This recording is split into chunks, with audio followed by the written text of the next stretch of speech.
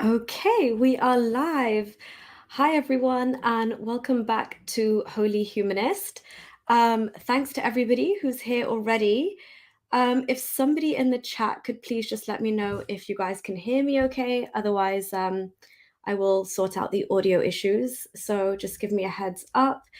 But yeah, I'm excited. So today, basically, I plan to do what this channel was originally intended to do. I just want to make sure you guys can hear me so I don't have to repeat this and we can get cracking. Somebody just let me know. I think I sound okay, but sound okay? Okay, amazing. Thank you so much, Azri. So yeah, oh, thank you, Dean. Okay, yeah, thanks, John. Today I'm planning to do what this channel was intended to do, which is to give ex-Muslim women a platform and a safe space to engage in dialogue and to share their experiences with Islam or being exposed to Islam or being married to, a Muslim man. So any kind of brush you've had with Islam in your life and how you've had to deal with that and overcome that as a woman, whether you are out openly to your family or not, or whether you're, living a double life. So yeah, this is a safe space and an open platform for us to kind of just chill out, share our stories. And yeah, I'm not sure how many women are actually going to call in today. So I am kind of just winging it. If we don't get that many participants, obviously I can just take a couple of questions and then go hang out with my family. I understand that it's very, very hard for Muslim women to leave Islam. I'd say like that extra bit harder than it is for Muslim men to leave Islam. So for me, I just get this like extra warm, fuzzy feeling when I see women leaving Islam, because I genuinely believe that without women, Islam, will crumble a lot quicker, because Islam is the paradigm with which women are forced to be subservient to Muslim men. And these are the same Muslim men who come out with, you can beat your wife and get married to 4 women and put out fatwas. And as we can see what the Taliban are doing in Afghanistan, that is never good for women in general. And again, women are a powerhouse because they can pass on their values to their children and bring them up to, be more humanitarian in their outlook, as opposed to being so dogmatic and brainwashed by Islam as I was myself. So yeah, I want to say thank you to everybody who's here. Shout out to all the regulars. John Stopman, hi. Welcome, Zagros. Thank you for being here. 85 is in the house. Thank you so much for being here. Dee, hello, welcome. Who else? I just want to give everyone a shout out. Dean, thank you so much. Josie Wales in the house. Oh, I'm sorry you weren't sent a notification. I don't know what's up with that. Luigi, hi and welcome. Thank you so much. And we've got Veiled Rose in the house. And Ajay Singh, welcome. Thank you so much for being here. Okay, so without further ado, I always say that usually and then create further ado, but without further ado, we have a woman who I just heard of her story yesterday, and honestly, I read it in its entirety this morning, and it brought tears to my eyes, because I could resonate with so much of it as well. And she has kindly agreed to be here today, and we have got her in the studio. So without further ado, I will be adding you, and I'm also going to let you introduce yourself however you'd like. So if there's anything you want to hide or a picture you want to keep off the screen, then let me know now. Otherwise, I can add you in 5, 4, 3, 2. Oh, okay. I think she'll come back having made those adjustments.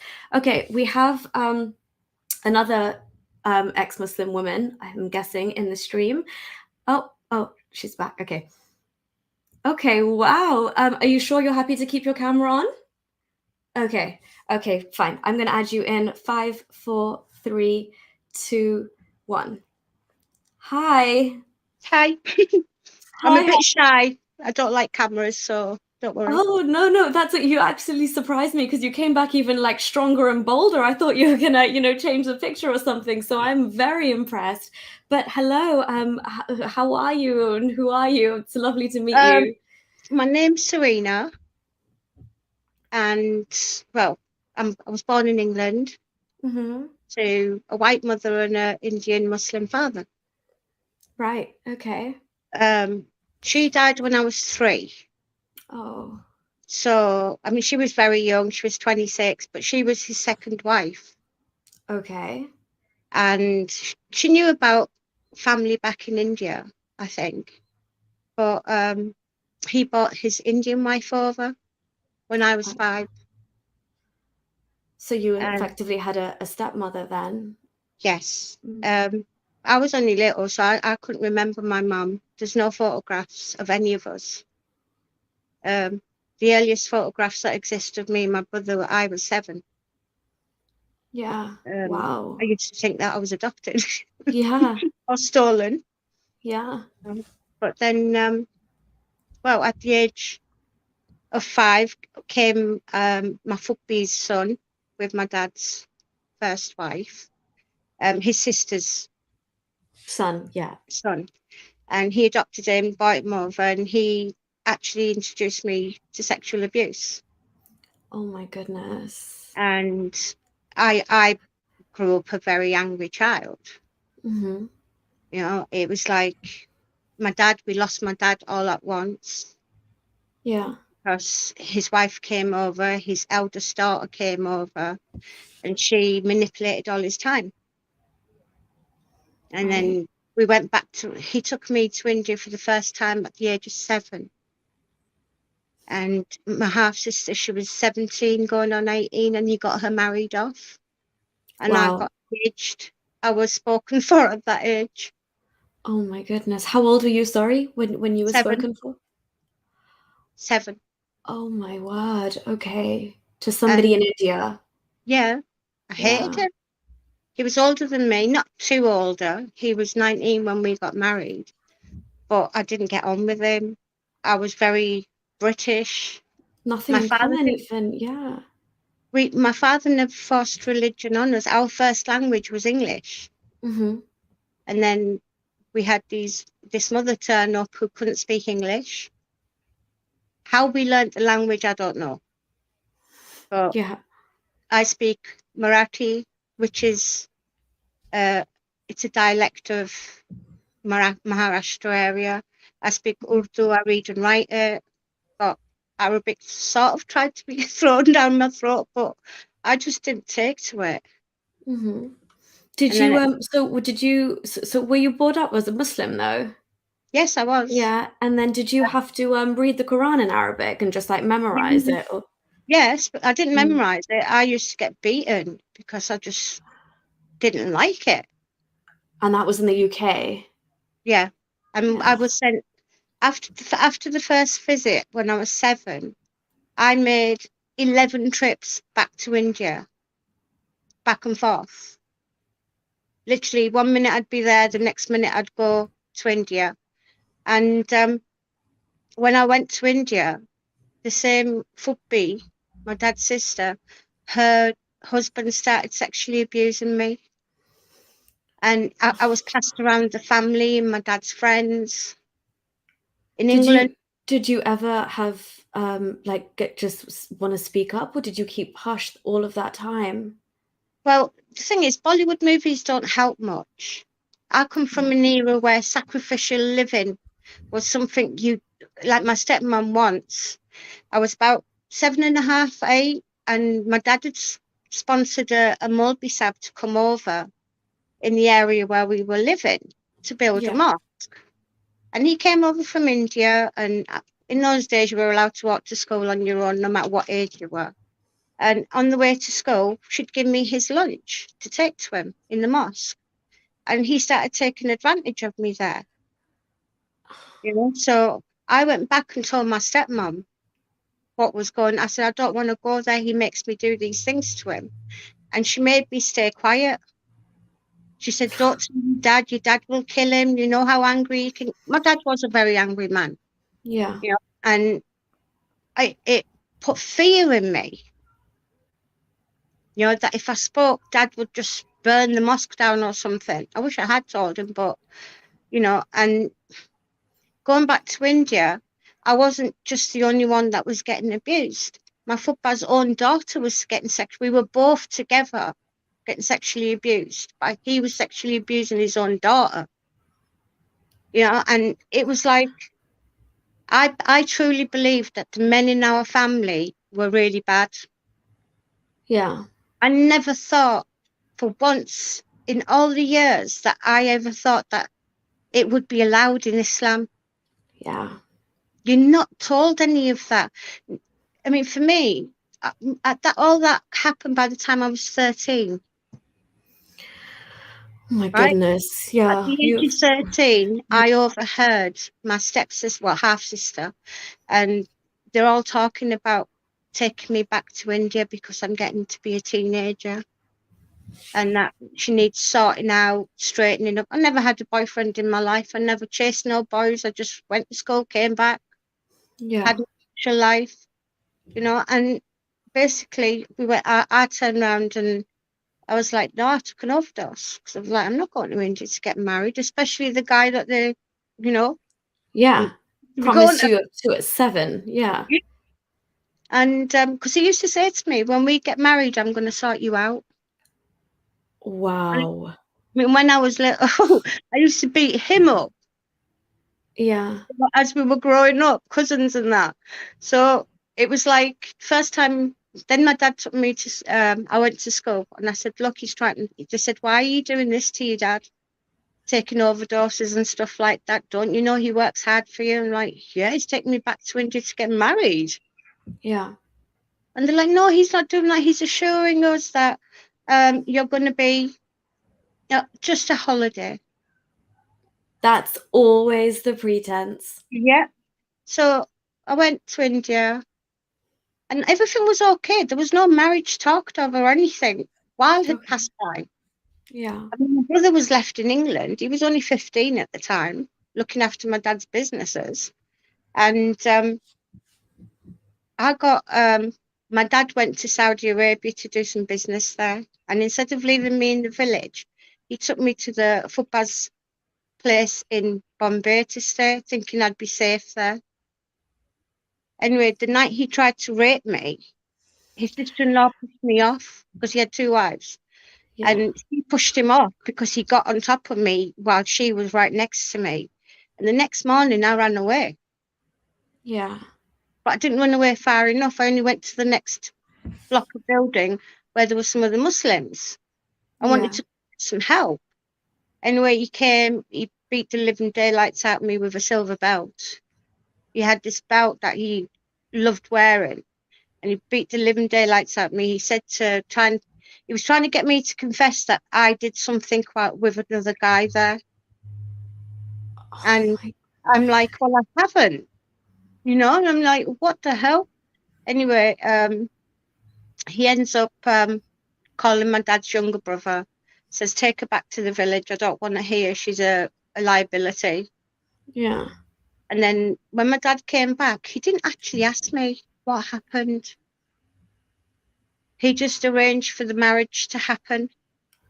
One of my stepmom's nephews was coming back from Saudi Arabia and he was going to get married. So they sent me what they call a paygam, is a A proposal. message? Proposal. Yeah. And she said to me, she said, would you be happy in that village? And I said, yeah, I like their family. They treated us really well. The only thing Mm. they tried to do was, they're the only ones that tried to force Islam down our throats, me and my brother. They brainwashed us. We were reading 5 times namaz. And then we were telling our dad's family, these are the things you don't do. Because they believe in like dargahs and beers and all that lot. And he'd be like, no, don't brainwash my children. So he was never a big, strict Muslim. Yeah. At the age of 14, the marriage was organised. I got married. And I came back at the age of 15, 7 months pregnant. Wow. Okay. And you came back to the UK 7 months pregnant. Okay. Got him over at the age of 15. Yeah. They got solicitors in the UK to organise for my overage husband. Well, he was 19 at the time, but they didn't look at it in the sense of saying, this can't be right. because Yeah, in this country, you can't get married at the age of 14. exactly. And they allowed the breaking of laws to happen. And it's like, to me, my country, I feel both I'm half Indian, half English. And Yeah, I just feel like I'm a bridge between the two. yeah, Two cultures come together. But to find out that, your family and everything that they did to you wasn't there themselves, or it's part and package of Islam itself, that was a shocker. yeah. And when did, because okay, this whole thing is because I'm sure laws must have been broken, and I'm wondering why, the authorities didn't like ask you specifically yourself or take you to the side or something. But in general, when did you kind of like realize that there's more to this, and like this is not just these men who act like, animals. It's actually Islam that allows that. Well, it was only a few years ago. Oh, I That see. allowed, you see, when I was getting beaten up in front of my dad and my brother in our own home in England, uh, my dad said to my brother the first time round, he says, "Don't call the police." He said, "We're not allowed to get involved with it, husband and wife." Yeah. I'm like, what kind of father's that? Watching that happening. I was miscarrying babies. I was too young. I went and gave birth in a British hospital and they didn't say nothing. That is Literally, insane. school never sent anyone out to look for me. I just, wow. Seriously, And if you don't mind me asking, which part of the UK was this? Just broadly, generally, not don't pinpoint any. Look, northeast. I'm an open book.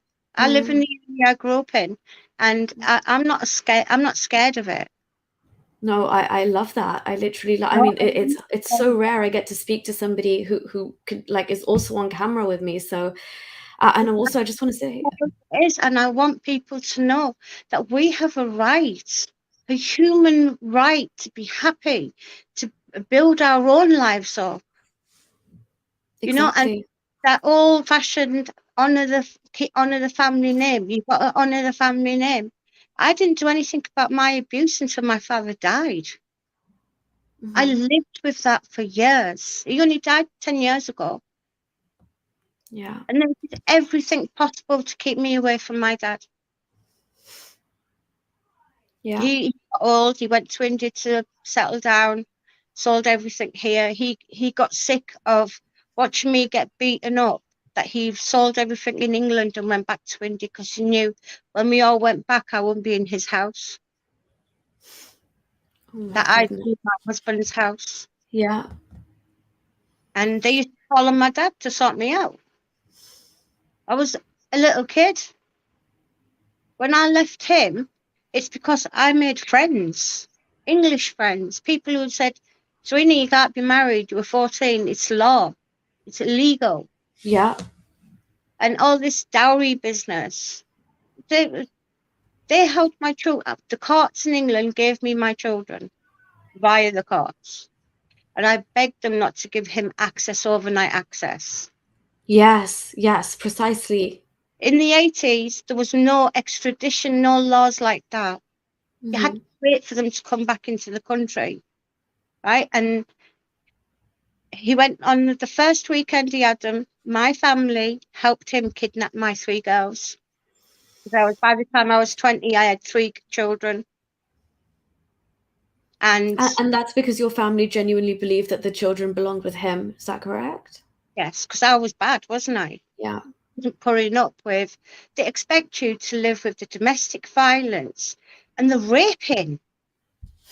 But that's what it is. If you cannot say no to your husband because they're drilling it in you that the angels are going to curse you, Exactly.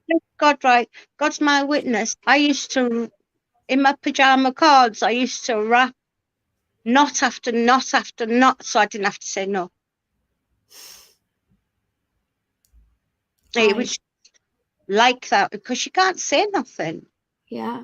When I talked back to him as a child, because obviously I thought, well, you're going to beat me, I'm going to hit you back. Yeah. And then all the women said, "Oh, you can't hit your husband. How's that going to look?" Like, well, why is he hitting me? And just so did you as like the women folk in the family never come together and or acknowledge it, or was it just so internalized individually and you just like never speak after an incident like that Well, occurs about it? not just an incident, it's an ongoing plague in my dad's family. And so you It, just don't talk about it? Like, is it just the women don't even say my, we've... my own auntie used to sit outside the door, right? And she'd say, "Oh, Serena, Shmeem, go massage the legs, you know, how you meant to massage the elderly people's legs and whatever. Go in and do that." And during that time, the doors would be slightly shut. How can she not know? Yeah. I know she knows. And I don't know what gives them the right to do that, but it's not just me. If it was just me, I'd understand it. But it's their own daughters. My own niece, my own daughter got her own uncle, her brother, her dad's brother, locked her in the bedroom so that one of his friends could rape her. And you Don't know even... what for? Because Serena's the prostitute. She's the white woman's child. Wow. Yeah, And even that, Zarina, I can literally like that's got Islam's stink all over it, that yeah, mentality. It yeah. really does. Like, you know, those like non-Muslim women are kind of fair game and their children are fair game. They're just not given any kind of leeway. I mean, it's not like they really care to differentiate anyway. But how have you... I have so many questions for you, but how have you got to where you are now and made the connections with Islam and said, sod it, I'm gonna speak and I want my Yeah. stories to be heard? On and off throughout my life, coming Yeah. away from Islam. I mean, years ago, I mean, I didn't come across anyone who'd left Islam. You know, I didn't really know that apostates get killed.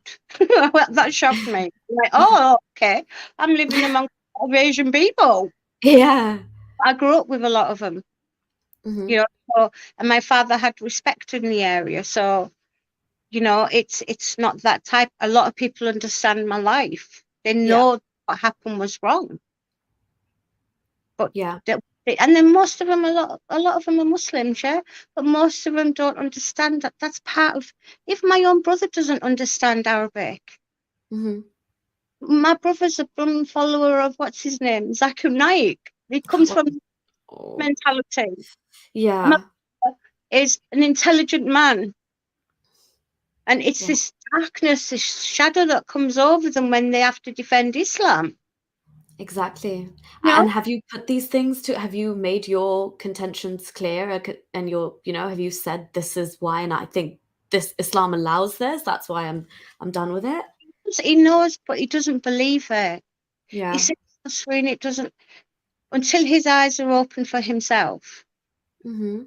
he won't see it. And I think with the ex-Muslim movement in India, a lot of it will come back to him because he has a wife in India, he's got kids out there, you know. So for him, I think some people will learn through reading or following, and but for him, he has to see it. Which is why it's good, as you're saying, like it has actually gone mainstream in India now, and it's caused like a ripple effect through India. I mean, it's all kicking off over there. Um, Sahil and Samir and that were on the interview, you could see they wanted to kill him. yeah, yeah. Put see the see the raging anger and aggression, like and it's almost in a way that like he's uncovering our secrets in front of the world, you I, know? I understand now why they say that ex-Muslims who are apostates, this is what they call spreading whatever that is in the community, Fitna, yeah. and it's like, well, why are you angry about the Quran when it says that? If you go, Yeah. it's like I got my daughter's a Muslim. Her father's her husband is quite a strict Muslim. He goes to Jamaat. He does a lot of things. He's respected in the community. And she said to me, "Why can't you love Muhammad?" Yeah. And I'm like, well, I don't really know him, so I can't say I love Oh, I love that answer. And what we do know is pretty horrendous. him. I didn't know that at the time. Oh, okay. Oh, it was just that the love should be there anyway, Yeah. right? Yeah.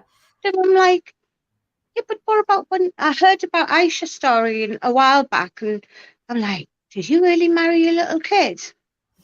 You know? Yeah. And I said that. She goes, oh no, the Prophet married a lot of women just to protect them. He had a Christian wife, he had a Jewish wife, Oh my God. he had an old wife. I'm like, really? I said, I wouldn't know because it doesn't interest me. Yeah. Yeah. And back then, I didn't blame anything on Islam. And people who spoke to me said, what made you stop being a Muslim? Well, I've been a Christian for 22 years now. Mm-hmm. I'm 56, and I left Islam at the age of 20 when I left my family. I had no community around me. They ostracized me. I had nobody. Yeah, because I can actually imagine. I was talking to my mom earlier, and I was saying like leaving Islam in that decade or the ones following. I mean, just now it's only ever so slightly becoming, normalized. That's the whole move. This whole movement is to normalize dissent. But I can imagine how isolating that would be. You cut off every tie, the community turns its back on you, and you are literally kicked to the curb, effectively. I was. Yeah. I had no life skills. I mean, when I went to India, because Dad was rich, we had servants. And when I Mm, was in England, my stepmom did all the work. yeah. I learned to cook at the age of 15. Yeah. My brother, we both cooked together. We both learnt to cook together at the age of, I was 15, he was 18 at the time, and because she was in India for a bit. Mm, But I had no life skills. I didn't know about paying bills or anything. And it was hard. I mean, I made the wrong I got in with the wrong company. I didn't know what kind of people were. I went and babysat for a prostitute, not knowing she was a prostitute. yeah. You know, I mean, because where I lived was a lady, and she saw that I was, had kids, and she said, "Will you babysit for me?" I said, "Yeah, no problem." Because I will pop in and out, check on the kids. I was like, "No problem." She lived opposite me, and then Yeah. someone from the area turned around and said, "You do know she's a prostitute?" I'm like, "What?" It was naive.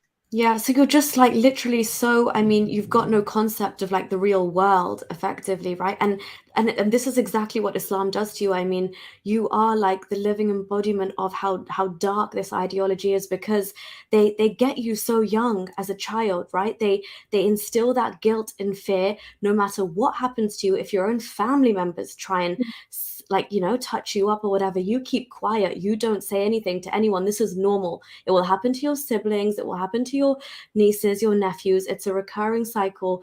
You will be married off young and early, and then you will be a baby making machine. Told to get put in a home. Sorry? We used to get told we would get put in a children's home. Well, I used to get told that. Yeah, yeah. The You don't. threats, the threats. Um, I'll chop you up into little pieces if you have a boyfriend. Oh My my dad gosh. said to me, "Because you have any boys come anywhere near you, I'll strap you one leg to one car and one to another, and I'll rip you to bits." And I believed him. I mean, the story of, Muhammad ordering that woman's legs to be snapped between two camels comes to mind there as well. Like, oh, I mean, when you hear about things like that, you're like, this is like in the core, in the blood, in in the depths of Islam. And even if a man doesn't want to be like that or a woman doesn't want to be like that, it's in your blood. yeah, exactly. And they force it to be part of your blood. So, however humane you are, that bit is the monster inside you, and is that the monster that can justify almost anything? I'd say anything Yes, in the name of that obedience. yes, it's It's true. crazy, but I mean, I just want to say, like, but you are so incredibly brave, and I think a sorry is the most helpless thing, but I'm deeply so sorry for what you've had to and not just once, but time and time again. And you're here today. And you know, I read the comment that I think you had left on Haris Sultan's channel. Maybe he really kindly forwarded it to me so I could read about your story. And the last two or three lines, I was reading over breakfast. It really made me tear up because you said something about this time. You know, you've not waited in vain to kind of to think and be able to say these things and speak your truth. And the fact that it's happening now is like, you know, you were saying, if you think you're alone, you're not. There's women like you who have been silent for years. Yeah, I'm just one of many. So thank you. No, that really got to me. Be scared. I think for yourselves, you're brave. You're a new generation. You are the new wave, right? And people like myself, I mean, I'm from an old I've had children in the 80s, 90s, and the 2000s, Yeah. right? So I've seen how the world has changed. I grew up at a time when skinheads and mods and all that were rife, and I saw the wars that used to happen. Skinheads used to beat up Asian people coming out of mosques, and the Asian people would get van loads of people and go beat the skinheads up. Yeah, exactly. That hasn't stopped. Instead of living, assimilating, and being a part of a community, they want to dissect it and make it their own. When Yeah. in a wrong way, in a wrong way, because I grew up in England. My father never tried changing no laws. Mm-hmm. He taught us to respect the government, respect the authorities, not to sponge off the government, not to be part of the community. But yet, within their doors, there was so much racism. Yeah. There was a Yeah. lot. My own brother, when I was telling him I was coming on today, yeah, I Yeah. mean, him and I are we're the only two that's left. My half sister lives locally, but I don't talk to her. Mm. She can't stand what I stand for. You know, she doesn't like the fact that she's never worked a day in her life, Yeah. right? Never paid taxes, nothing, never. But me and my brother, we went away from the family. He was still accepted in and out the family, but we had to make our own way. Yes. And because I'd been a mum at such a young age, I didn't Yeah. know who I was. Mm-hmm. All I'd ever known was be a child, and then I can feel for Aisha. Yeah. I can feel because it felt exactly the same.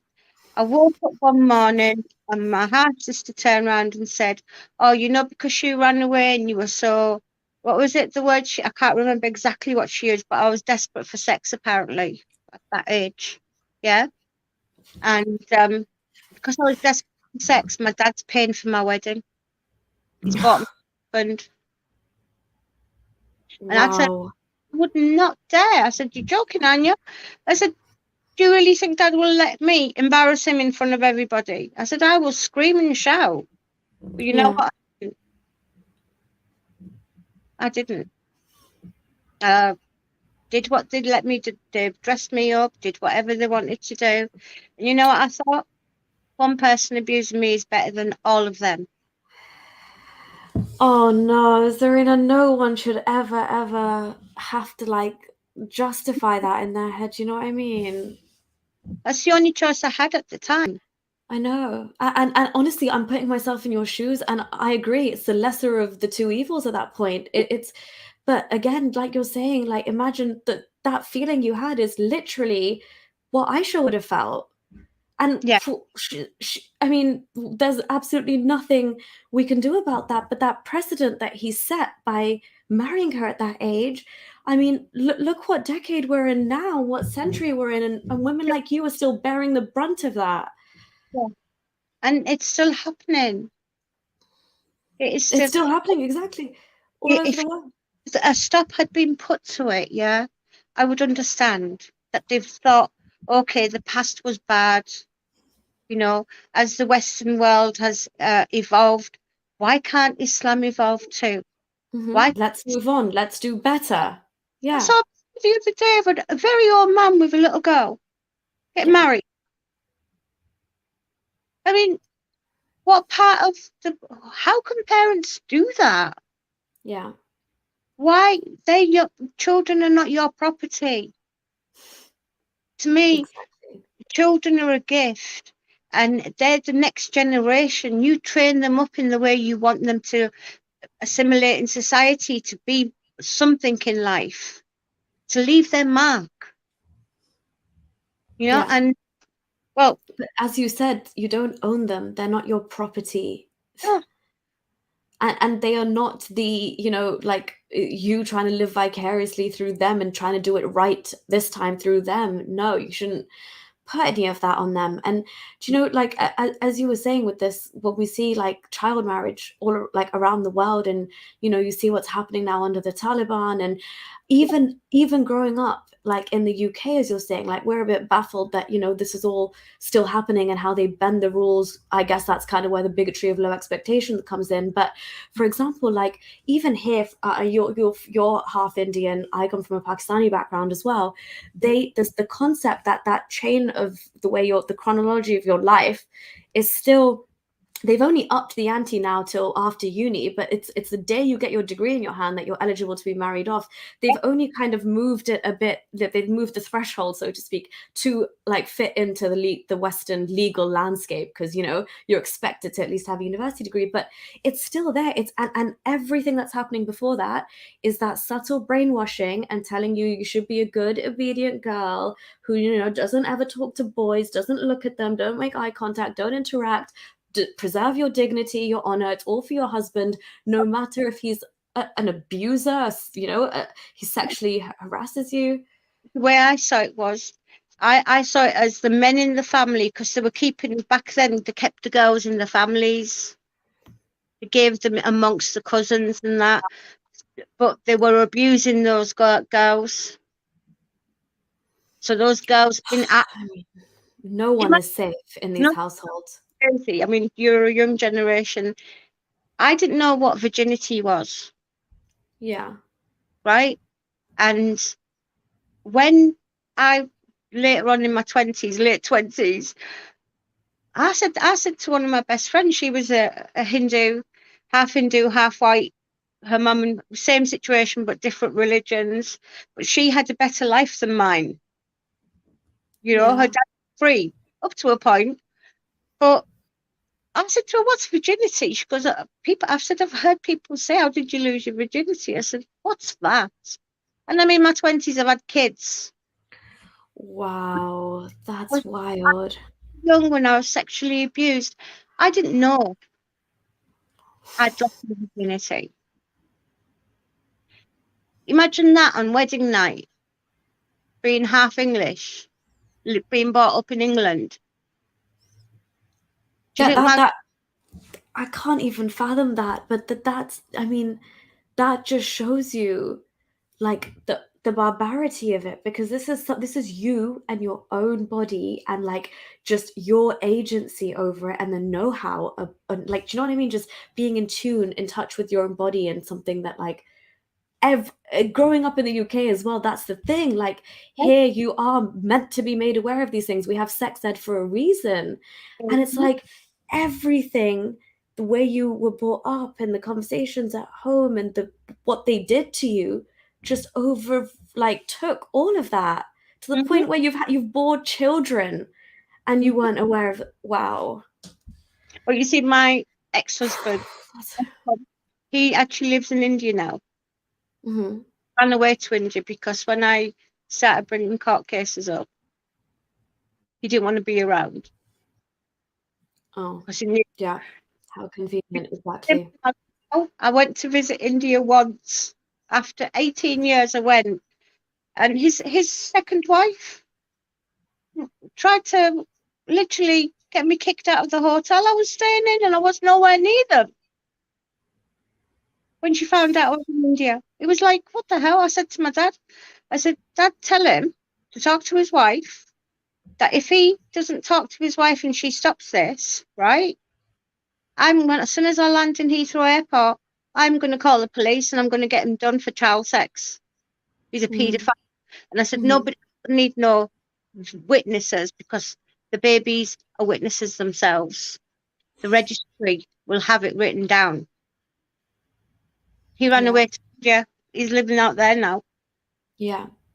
And see, this is why that is part and parcel of the reason why enough is enough, and we need to speak out, because from where we're standing, there are laws and, general societal norms in place that do not mandate any of this, like animalistic behavior that Islam does.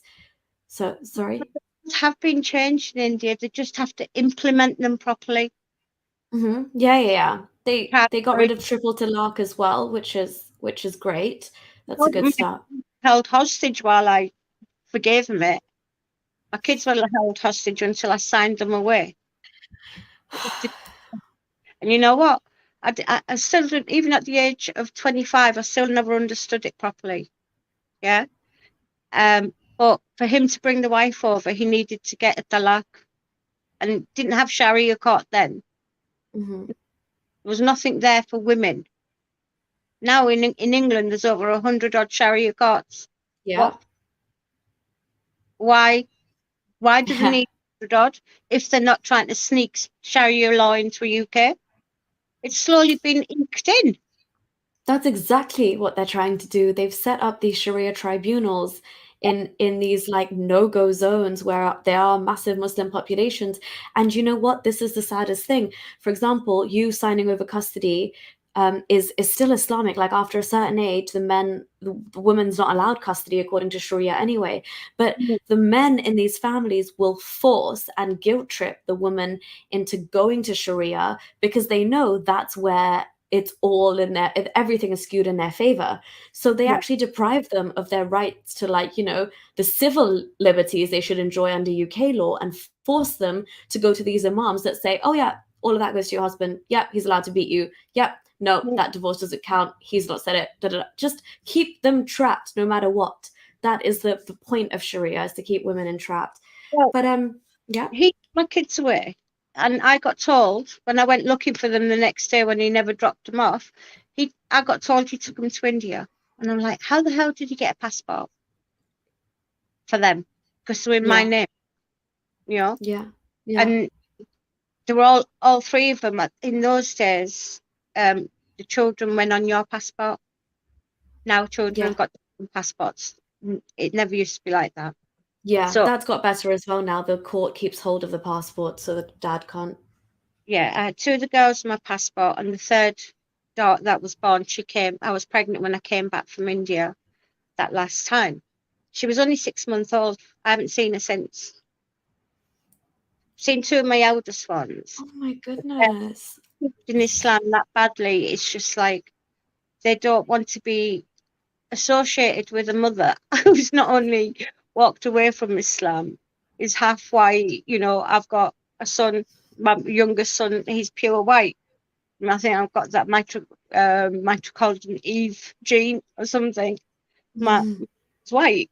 I've got a daughter who had blonde hair. It's just one of those things. But in the Asian community, they look at you like you got two heads. Yeah. There And is there is so much racism there that's just unspoken, and behind closed doors it's worse. my name gives it away because Yeah, as true. soon as they see that surname, that she's a Muslim girl and she's left Islam because there's Yeah. no name there that's an Islamic surname. And I don't Yeah. care. I don't care because there's nobody in this world can restitute anything that happened to me. But I can stop it happening to other people. Other people who have been seeped in it and they're scared. There should be an outlet there for them. Exactly. I know how I've always said that when obviously my little one's, he's only 15 now. He's still got a few more years before he leaves the nest and I can do what I want to. But I was going to go, and I'm planning on going to India and opening up a hostel for women like myself, young girls who have a safe haven, so that they will get the help that they need, the understanding they need. Not being shunned. Yeah, but I mean, a lot of what happens in India, once your girl goes away from that family, that's it. There's no coming back. Yeah. She, if she stays alive. Yeah, And you're told time and time again, I mean, this is why I'm glad things are changing, even on a generational scale. But in those previous generations, you're literally expected and told whatever cards you're dealt, you just shut up and take it, no yeah, matter what. Like, there's nothing worse than a broken home or a divorce, or having coming back to your parents' house and all that kind of thing. So I mean, that's an amazing idea, and I can't imagine how many like young vulnerable girls that were in the same situation and married off and sent to live in these the house of complete strangers who yeah. literally manipulate and take advantage of this vulnerable woman. And you're also, not only are you potentially being raped and sexually abused, you're treated like a house servant, a housemaid, you're expected to be a mother where you're barely able, you've not even done with childhood yourself. um it's the lived experience that Aisha must have lived, that's for Let me sure. think. My husband, I got a bit of freedom when I got married, right? One, I was allowed to wear English clothes. He wanted me to wear skirts. He Hmm. got me smoking cigarettes and drinking alcohol so that he could rape me. And What? he's Muslim because he wanted to be more English.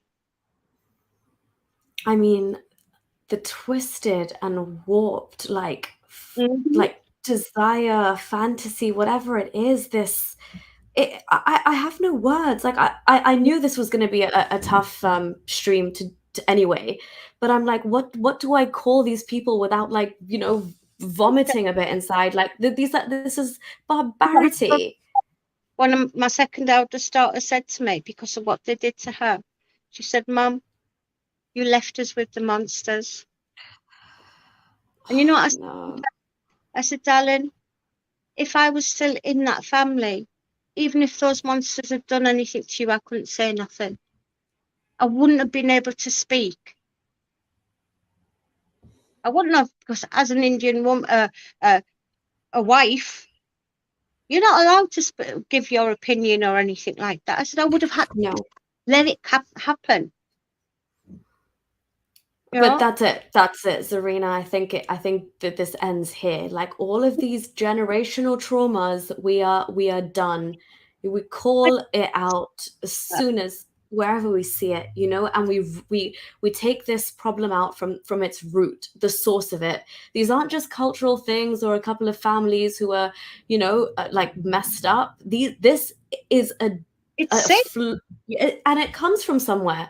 It comes from a certain way of thinking, and we need to call that out. And again, I am so grateful that you show your face and you speak your truth, because I mean, what a My truth it is. and if it empowers everyone else, then showing my face, I've done something good. I am putting a stop. My eldest daughter spoke a lot to me, and her and my second eldest, they both talked, and she said, look, someone has to break this chain. That chain has to be broken. And when I went to court with my two cousins that sexually abused me here, it was to send a message to them in India, because I'd heard so much about how they were in awe of me getting away from the family. The kids started fighting for their rights, and they started fighting not to get married off. Yes. My niece did This it. My niece fought not to get. She didn't get married till she was 26. By Asian standards, she's as That's big. late. Yeah, Yeah, I know that pressure, mate, is so, you know what they say, that, what was I told? You're gonna be like an expired carton of milk soon. You're past your expiry date. But but I just want to say, what comes to mind when you say that, and you might unknowingly, I mean, you have no idea who you could have potentially inspired or empowered today just by your story. But that quote comes to mind, that like, every time a woman speaks up, she unknowingly speaks up for so many others. So I think that's definitely what you've done here today. oh, that. I gave my dad a year after he died because I didn't want him to be heartbroken about hearing about the abuse. And so a year later, even then, I started thinking, oh, my puppy, she did so much for me when I was young. And the guilt trip. And I thought, no, I could spend the rest of my life never trying to get justice, never sending a message. Right. So Yeah. when I did go, I got it. I got it, all the ball rolling. The whole of India was in uproar. Yeah. She'd be doing that. Why is she doing this? And I'm thinking, well, I'm sending a message that you can't do something like this. And I want you to know, I didn't know that there was child protection laws now in India, right? I think I scared my uncle. Yeah. Do you know what I mean? And too right. Too right. Like, yes. I know the girls and the boys, because even my brother got manipulated by cousins and stuff like that. Yeah. But it wasn't as bad because he'd never got sent back and forth to India. We used to laugh. We laugh about it now, call it rehabilitation. Bloody hell. Yeah. Me to India, traveling on a plane from Heathrow all by myself. Yeah, as a minor as well, so many times, and like it just being completely overlooked by the authorities as well has got me up. Like, You can't put a 7, 8 year old on on a train, on a plane all by themselves. and they come back betrothed, and you're just letting all of this slide under your noses, and she's not turning up at school. Well, where are the questions? Where are the authorities? This country has to stop pretending and sort of giving room for people who have been walking all over the laws. Yeah. In this country, they've walked all over the laws and they've messed up so many people's lives. There's no way you can recover from it. And to me, Well, prevention is better than cure. mhm. 100%.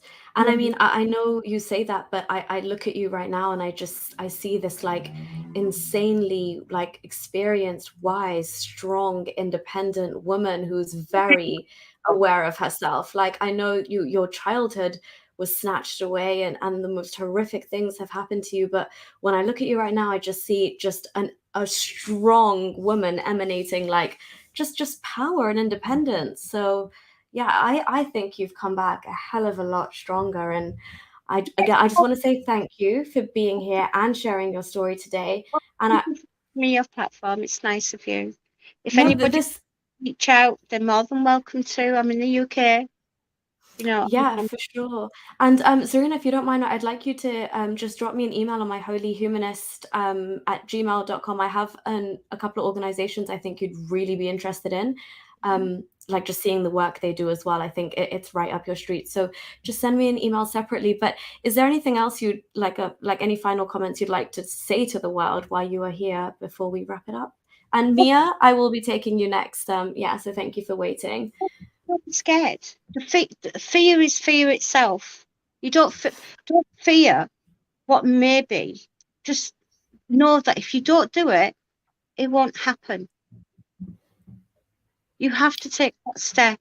You have to get courage. You know, there's other people around. Knowing that there's more people around helps. Do you know what I mean? I never Mhm. had one when it came to burying my baby that was dead. That's what made me leave Islam completely. Family. Because she told me to go bury him, find some Muslim people somewhere and bury my baby. And that turned me to Christianity because Yeah. people that I lived with did an unusual kindness to me, and they didn't even talk to me about Christ. I Yeah. did this on my own. But when they tried to put me forward, I was like, I didn't want to be a token that, look, she's a Christian now. I didn't want to be that because that's not where I was. Mhm.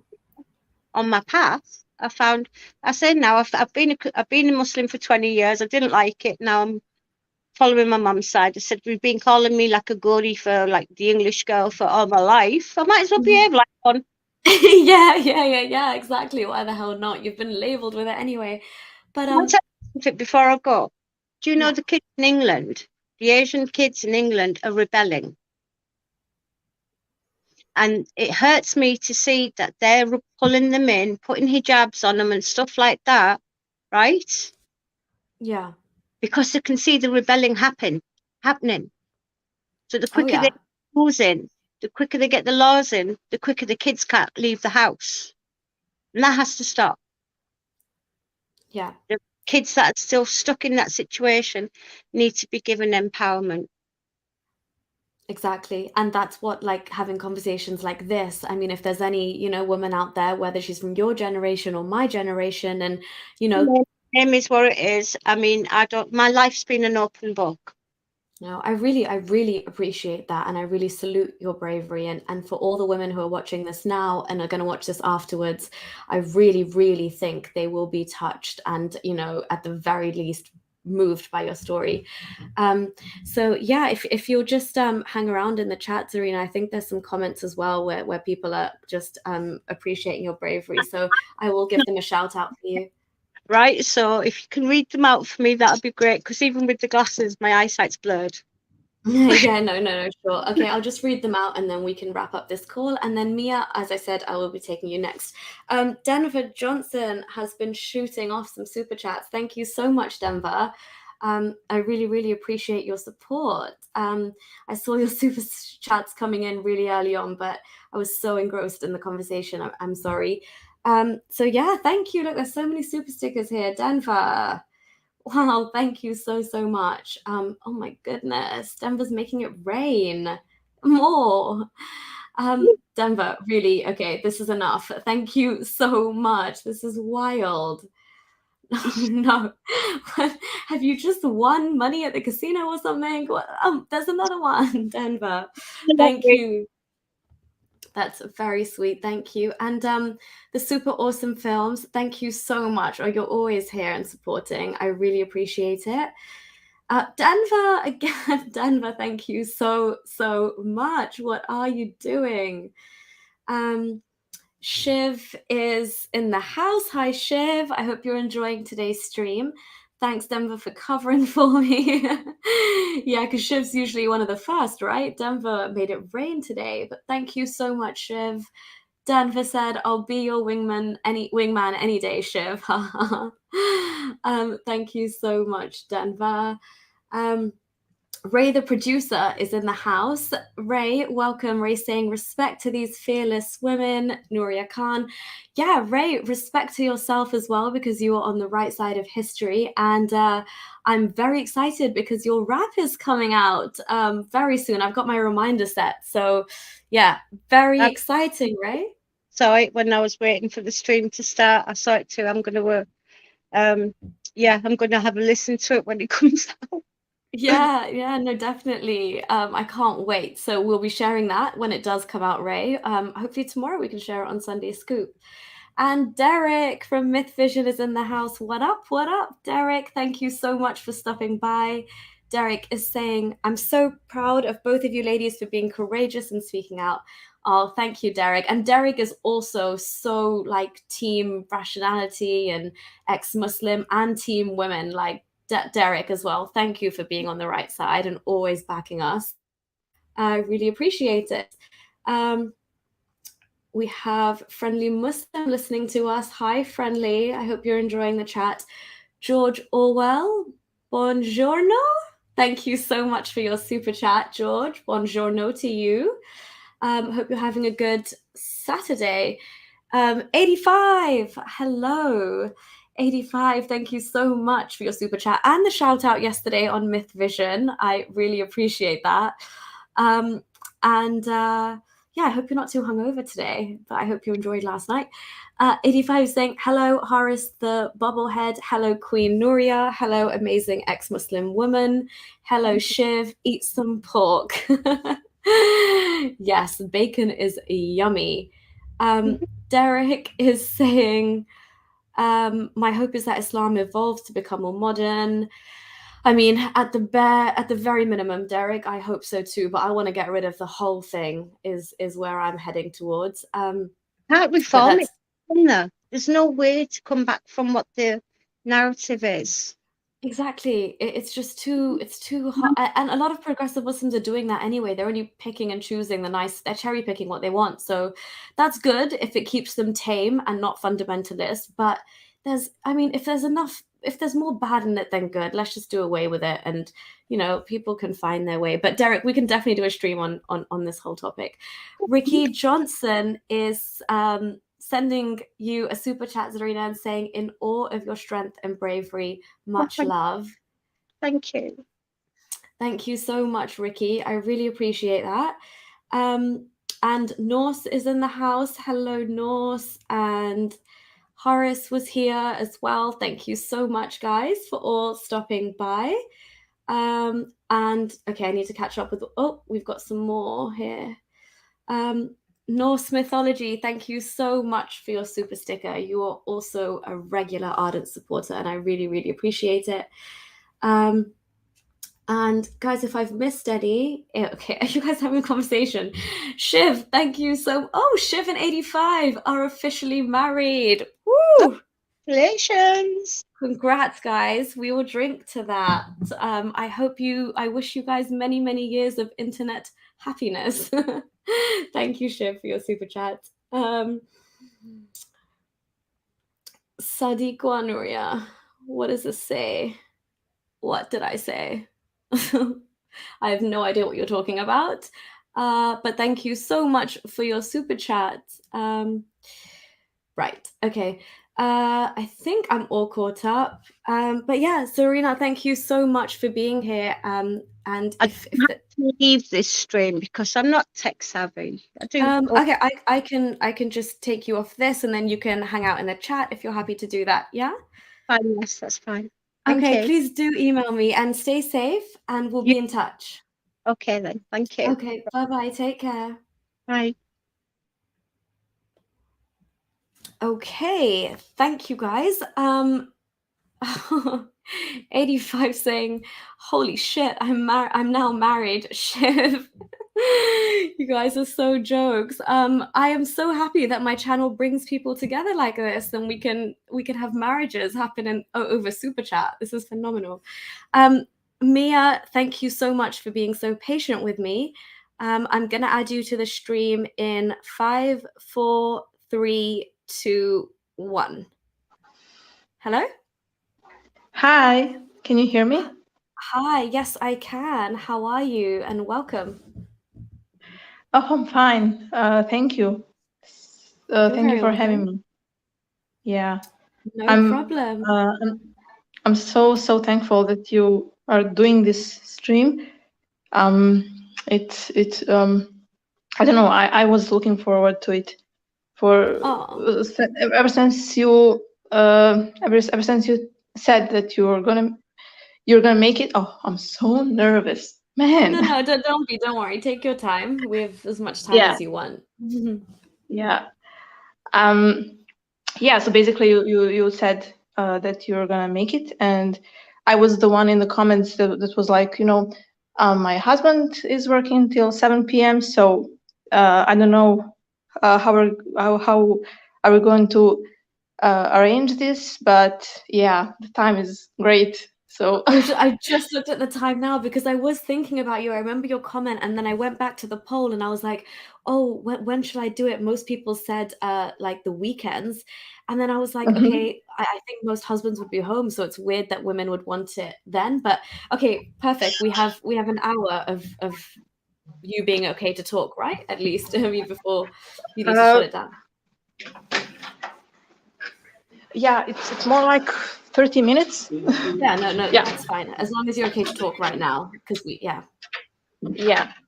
So okay, cool. Also, I just want to say thank you so much for agreeing to do this, because I was really worried before doing this stream if any, ex-Muslim women would even come forward. I saw Apostate Aladdin had quite a good amount of people who were willing to call in, but I really wasn't sure. So even now, there's no one else in the stream except for you. So thank you for all the women that are speaking out. I really appreciate it. But yes, go ahead. I mean, whatever you want to say or whatever you want to share with us. Yeah. So I basically just wanted to share some of my story, and I was wondering if there is anyone who could relate. I bet there is. I don't know.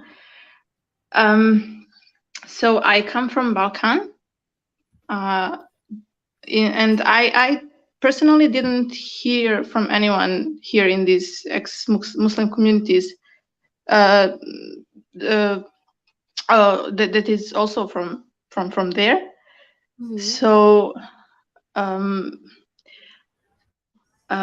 okay, give me a second. Yeah, sure. I'm No like worries, no worries. yeah, I'm shaking here. Okay, no Really, worries, no worries. Do you have some water near you? Just take a sip of water, chill out. It's okay. yeah. Okay.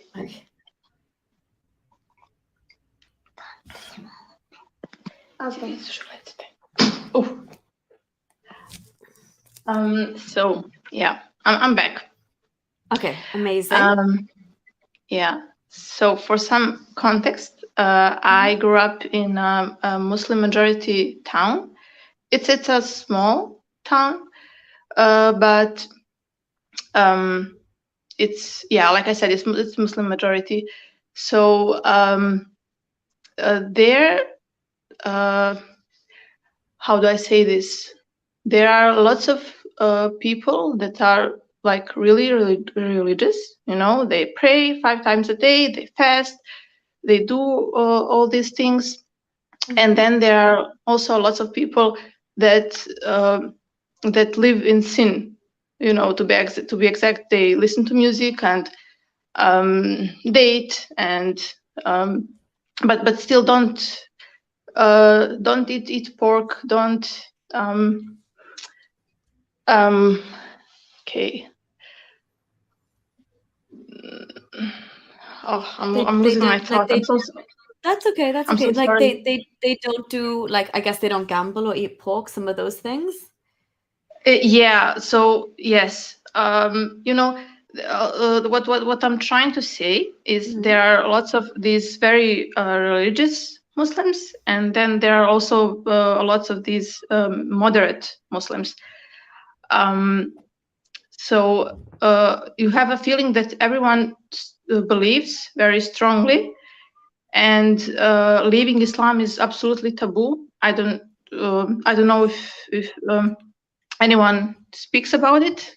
You know, if it even happens in that town. I don't live there anymore, but when I did, it was kind of like that. You know, so everyone believes, and everyone assumes that you believe as well.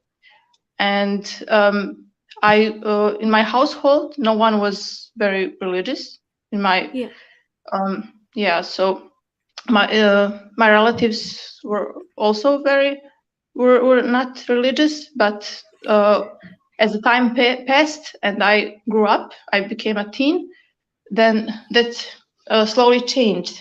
So more and more people became more religious for some reason. In your family? Yes, in my family, but not my parents, not them.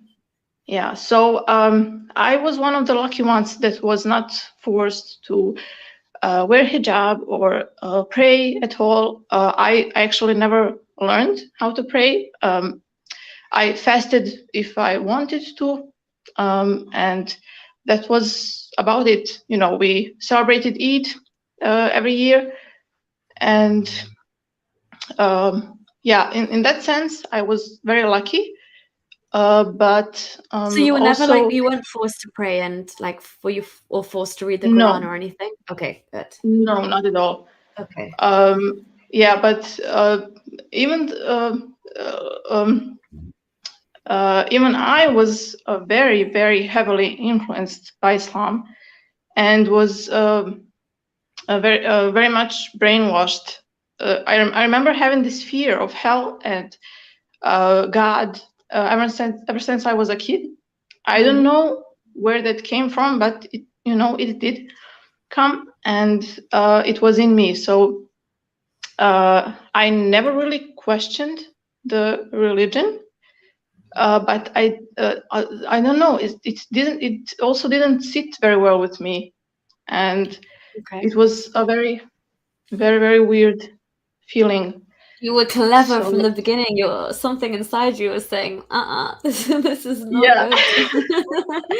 yeah. I think now when I remember, I think it was because my parents taught me since the age of like I don't know 5 or 6. I was really tiny kid. I mean a really young kid man. Mhm. Sorry, a very young kid, and I always walked around with these very heavy encyclopedias and Wow. learned and read about the universe and about the people and animals and Oh, you go, you know, girl. You're a smart yeah, cookie. So young. I love it.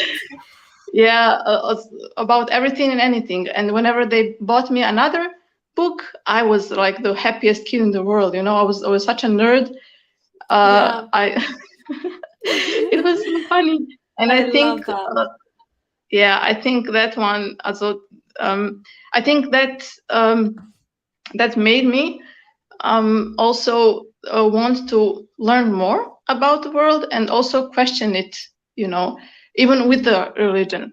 So in the high school, um, I did have this agnostic phase, you know, and because suddenly all these little things started to pop up, you know, like uh, um, for example, the woman who plucks her eyebrows is cursed by Yeah. Muhammad, or the dogs are evil, or no paintings in the house, you know, because God forbid that you see a face in the house that is not like a live human face.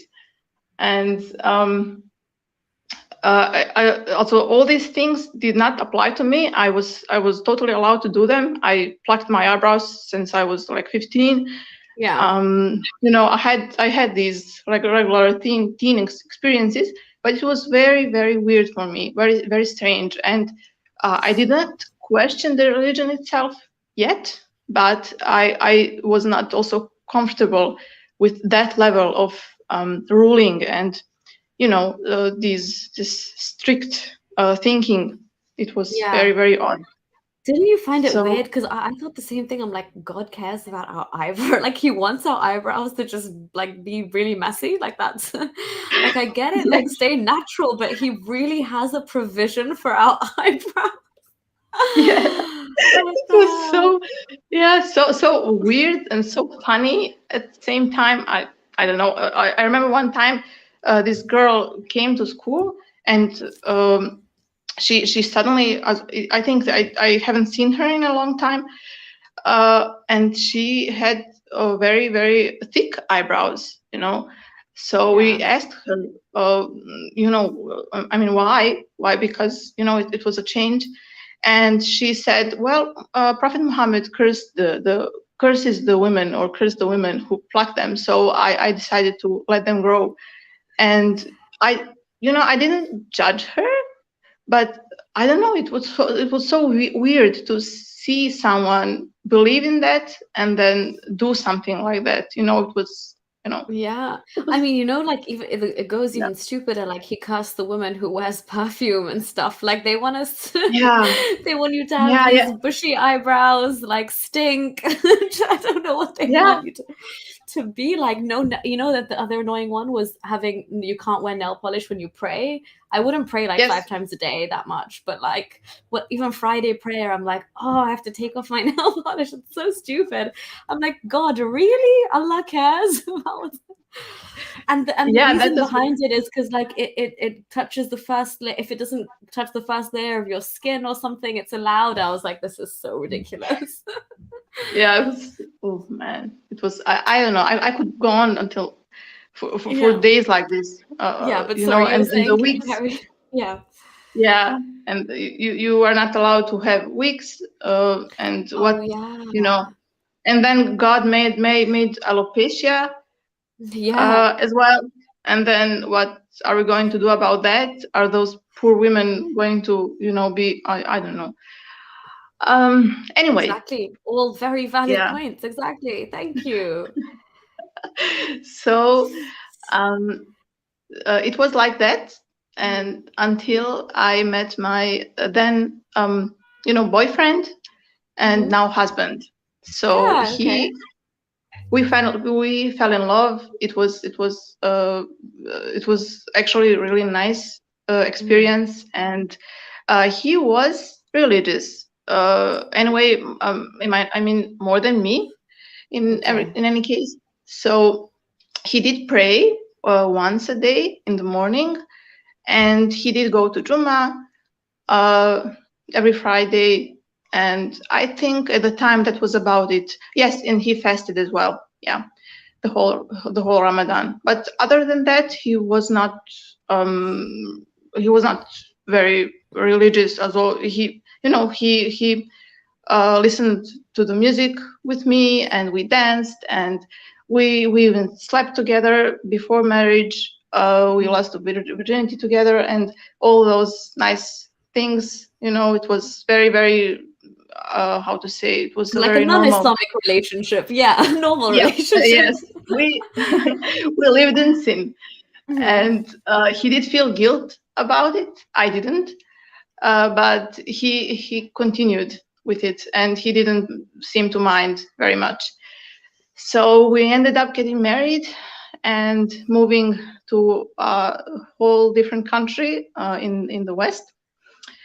Um, and with time, he became more religious. You know, so with time he started praying 5 times a day instead of one, and he started to follow some of these rules or to take them more seriously than before. The Islamic Um, rules.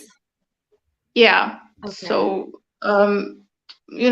I noticed that he did have a lot more fear as a grown-up man uh, when compared to the teen years. But and what else? He also hoped that I will become more religious like him, but he Mm. never ever forced anything upon me. Okay. What he used to do, he would invite me to pray, sometimes, or for example, when I was telling him that I felt anxious, or sometimes scared because of something, he would say, well, you could pray, you could make dua or something, feel like that would help you. Maybe that would help you. I speak a little German, a little English, Mm. and yeah, and that was about it. He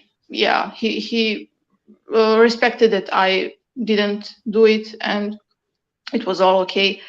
So, but at that time, when we got married, and later, I still wasn't an ex-Muslim. I still didn't question the religion very much, but I did have many questions that were coming to mind as the years went by.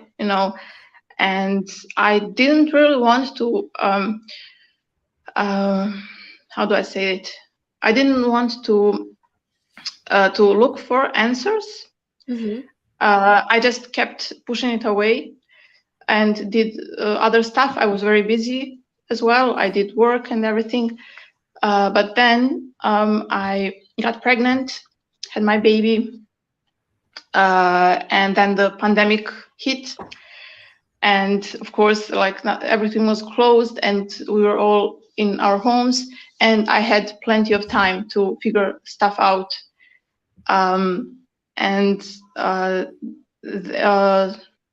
I became really interested in everything and anything. Just like when I was a kid, I really wanted to learn a lot, and to Yeah. learn a lot about myself as well, because I noticed some stuff that some habits and some ways of thinking that were not serving me at all, Hmm.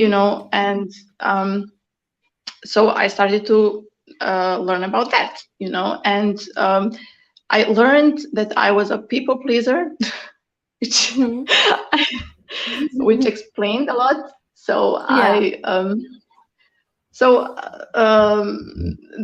it was the perfect time to finally learn about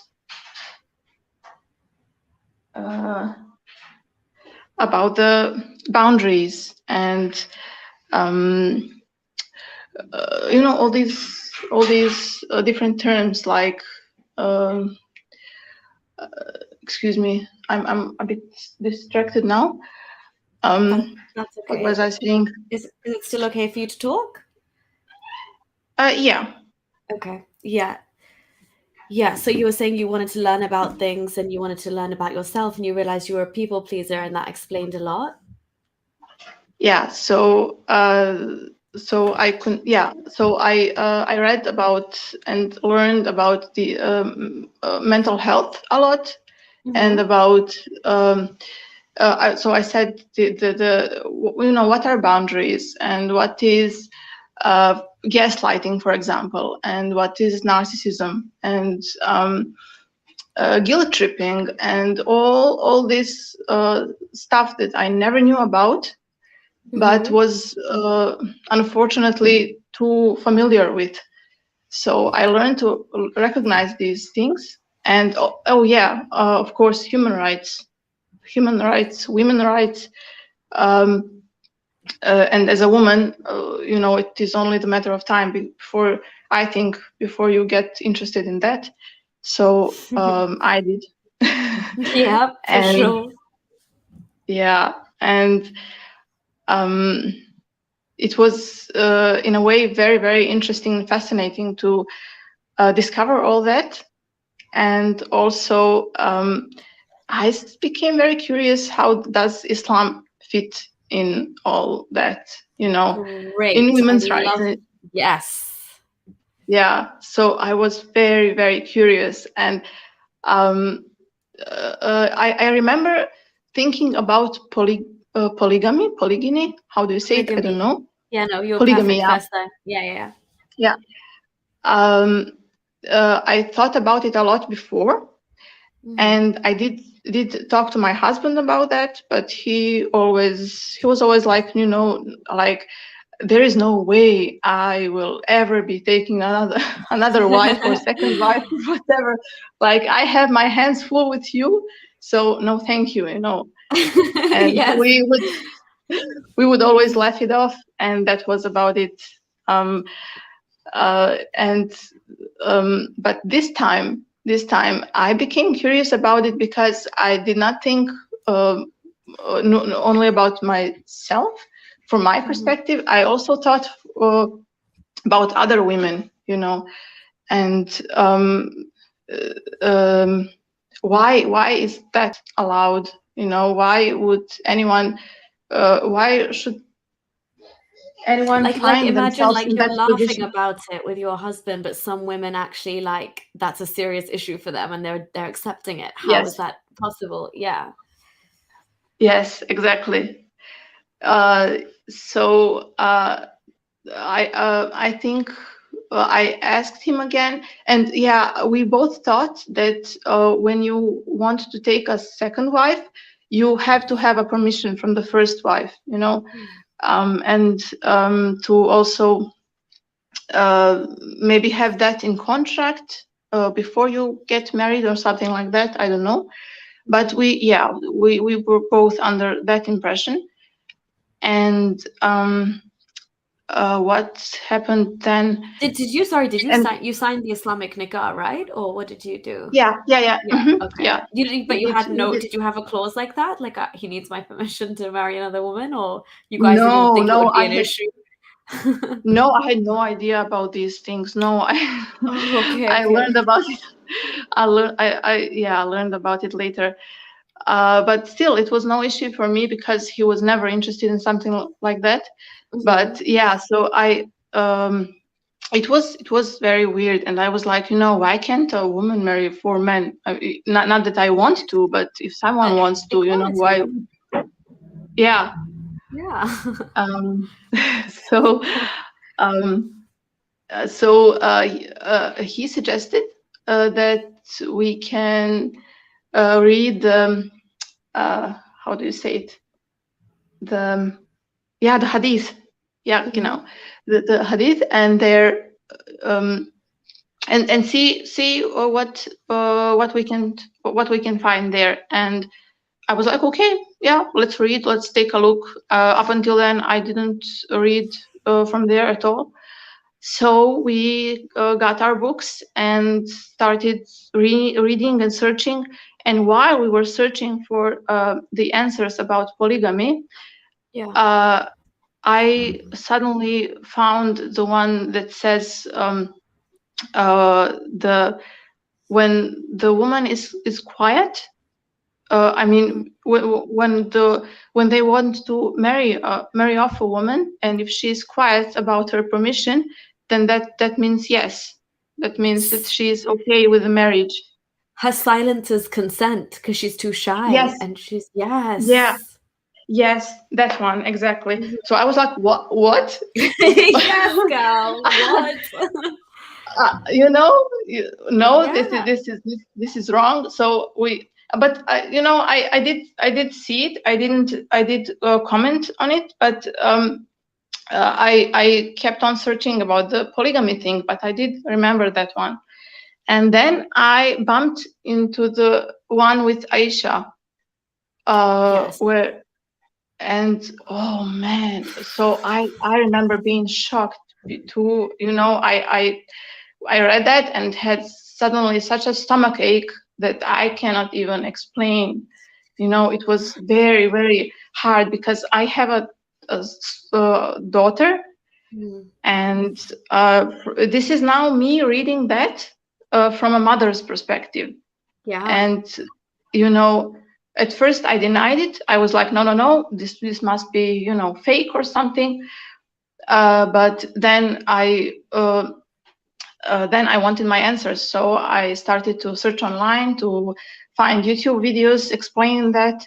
And of course, the first ones that I found were the ones from the apologetics, and they Mhm. had their explanations that did not satisfy me at all.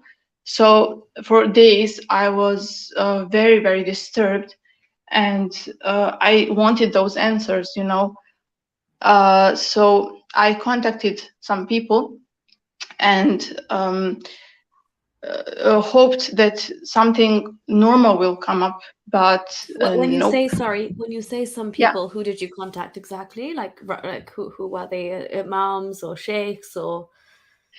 uh, I wanted to contact them as well, but at the time I had this. Um, I don't know. I met this person, Mhm. and he's maybe maybe 50-year-old something man, and I saw him as a very, very smart man. He's very well educated. He Okay. is professor at a university Mhm. somewhere in America, and and he writes books and does all this work, and is very he speaks also very eloquently. um, so uh, I did speak to him a few times before that, and I wanted to hear his opinion about it.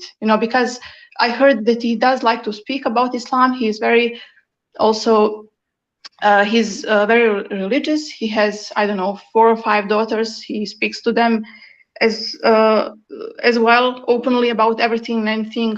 And so I really thought that I was going to hear a really good explanation and be Yeah. calm, have peace, have my peace. Yeah, yeah, like, okay, that's okay. We dodged that bullet. That seemed bad, Yes. but he made everything okay. I can stay in this. It all makes sense. Yeah, They were just missing some details. She was yeah, yes, yeah, Oh. that was it exactly. And no, I mean, he had those stupid explanations like, oh, the girls were Early puberty back then. It was so yeah, hot. Blah blah blah. Yeah, that kind of yes, stuff. yeah, that stuff. So and also he was like, if you have your doubts, then you should just continue reading and maybe figure this stuff later out, and like, don't rush, because if you think there is something wrong with Islam, then that is not the case, because Islam is perfect, but there is something wrong in the way you think, Yeah. and It's you. It's not that Islam. It's you, of Mia. course, yeah, Yeah. and that hit me in the head so hard. I was so pissed off. I was so incredibly mad. I was so sad also as well, because of Aisha, because of everything, and I did not have any support at all. My husband did listen to me, but I don't know. It didn't affect him as much as it affected me at the time.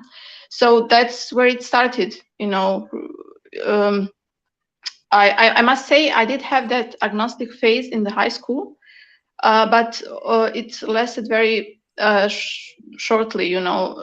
Because I don't know. There were some some stories from my loved ones, and some stuff that brought me back to Islam. And then I started, I believed in it again. So ever since then, I really believed in the religion and didn't think that it couldn't be true. But it was still very, very weird to me.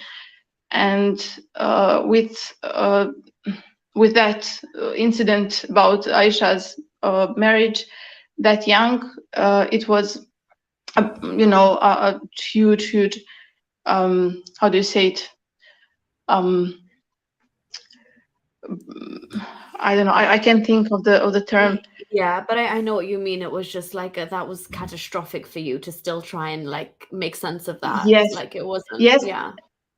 and at the same time, it was also breaking point for me. To start to really dig in and really see what Islam is and learn about it a lot more. So that's I think when I first saw the videos from apostate prophet, Yeah. and and the other ex-Muslims, when I learned about ex-Muslim term and everything. And a few months later, after binging on all those videos, and also with every video I saw, I also checked in the Quran and checked in the References. Hadith, Yes. because I wanted to make sure. I didn't want to believe it that easily. And really, like, everything that they say, that you guys say, makes perfect sense. And everything that these apologetics say doesn't. They don't have all the answers at all. And when they don't, they are either very deceptive about it, or they just say, well, Allah knows best, and we have to be satisfied with that. So Yeah, yeah. exactly. Just to stop you like right there real quick is because I think we had kind of like the same issues. Like it was the Surah Nisa for me and reading the Hadiths, and then I didn't even know about Aisha's age. And I remember when I asked somebody why did the Prophet marry Aisha when she was 6 and consummate the marriage at 9, the response was, "You should love the Prophet Muhammad, otherwise you will never be happy in your life." And I was like, what? Also, like, I'm the happiest I've ever been now, so that's not true. But second of Yeah. all, so what made you think like, okay, none of this still makes sense, let me search? Like, what made you go on YouTube and even watch Apostate Prophet's video? Was it eating up your mind so much that you were like, I need to know if other people, like, if this is real or not from other sources? Yeah, it was the marriage with Aisha. It was definitely that, because I am very, very sensitive to pedophilia, and I did have some I don't know when if it's okay to speak about it here. When I Only was if you're pregnant, okay. Gosh. yeah, when I was pregnant with my child, I read too much about it, and I also was a part of a Facebook group where those horrible these sick guys were caught. You know, they made these fake profiles. Mm. Not those guys. I mean the administrators of the group. They Mm. made the fake profiles, and they acted like they were these, I don't know, 11, 12-year-old girls, Mm. and then they would chat, and they would chat with those guys, and then they would hand over all the chat material to police once they made sure they identified the guy. Mm. And that way they caught so many these Yeah. predators that you can't even imagine. And I stayed in that group and followed it for too long, and became very aware that it happens so much. So and then I had my child, and um, all that in my head was very fresh. And then I learned about Aisha, and then that one thing was enough for me to search and dig in, and finally a few months later leave Islam, because it could not be true, like in any way.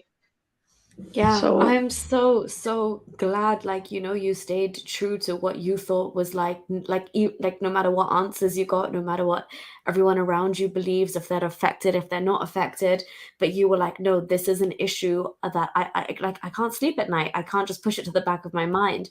This is something I yeah, need to know whether it happened. And if it happened, it means that this man that we think is everything and the perfect human, it's all a lie. And yeah. it all kind of crumbles. So how is it for you now? Like, do you openly say you've like left Islam? Are you kind of living a double life? Are you okay? Like, what's your situation? Are you Uh, okay? well, yeah, yes. I would say I'm okay. I've been atheist for a year now, and it's been a really fun experience in a way, and also very isolating, because I don't know atheist, any other atheist in real life. So it's just me for now. And I also have this fear to say it out loud to people, because of the safety issues. So it's fun for me, because I get to personally experience a bit what Of it's life? like to, yeah, what? Yeah. What? You get to experience life, which Islam takes away from you, right? Yes, life, and this freedom and this peace that I never had before.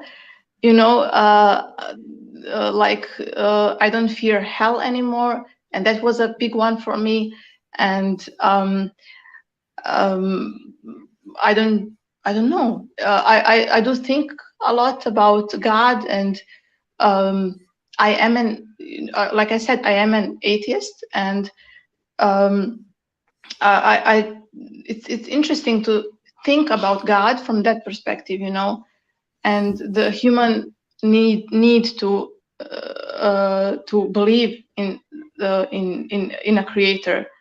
Yeah. And yeah, so and I did do a few things that are basically haram, just to give my middle finger to to Islam. Yes. May we And ask what one of those things are, or would you prefer not to say? oh, it's okay. I mean, I tried bacon a few Oh, times. how did you find that? Uh, I think it was the first time was in the first few months since leaving Islam, so it was very early on. So it was not that it was not really fun, because Mhm. I could not eat a lot, Yeah, Um, yeah. Because your brain is so conditioned to think that like this is not good or not nice. yeah, It's weird, yes, yeah. very weird, yeah. And what else? I remember I remember buying this very, very small, this tiny bottle of alcohol that is from it's like very near from the cashier at the Oh, like those supermarket. I just mini liquor bottles. yeah, this Yeah. meant yeah. I just grabbed it and then went to pay for it, and it was so I don't know. I laughed at myself because it was so ridiculous. I'm a grown person. I can do whatever I want, but And we're still in my getting head, excited. yes. And I did not drink it. I just kept it in my purse somewhere hidden. Just I just wanted to have those something that belongs only to me, that only I know about. Even if, Uh-huh. even though I don't drink it, or I I don't know. For me, it still counts. And I Yeah, also it did does. my dye. Yeah, and I did dye my hair black. Uh, Yes, okay, yeah. So see, that's amazing because you're just literally like, even like as you're saying, even if your lips don't touch that bottle, you're like, the fact that I have used my own mind to go out there and buy something haram and go against Allah and Muhammad's commands, that is me asserting my independence in a religion that tells me little girls can get married and that I am like dumber than a man and my like my testimony's half and all of that crap. So it is good that you have this little like rebelliousness from Islam because it feels good. It feels good to say I'm a grown-up woman and you can't treat me like, I mean, in Islam, I think women are effectively looked at as children. In Islam, as a woman, you're always just like a child for all intents and purposes from a man's perspective. You're his property, he's the degree above you, he is like yeah. the maintainer of the house, you're the baby making machine, his authority, he gives you permission to work, leave the house, like obviously in a perfect Islamic state. But yeah, but a Yes, quick question as exactly. well. You seem really, really happy and liberated, which makes me so happy when I see a woman just like living her best life and like unapologetically doing like whatever it is that makes you happy. So I'm assuming, and correct me if I'm wrong, was your husband okay with it as well? Have you like said, you can carry on being Muslim, but I don't want to be? Yeah, so it did cause us major issues in terms of marriage. We actually we almost got divorced Hmm. because of that, because we suddenly realized we were so different. But we didn't want to rush it, and we just took our time and learned to be very gentle with each other. So Oh, yeah, so we both had to learn to listen to each other and to support no matter what, and to have that empathy. And I read about it and learned about it because I was so into mental health stuff. And then I told about it to my husband, and then with time, I think no, I don't think, I know, because he said it. So he accepted it. He came, he found his peace. He was like, okay, so I'm a believing Muslim, and you left Islam, but I think we can find our own way, our own unique way of functioning. And I totally agreed. And we'll see. I don't know what time will bring, but for now, it's okay.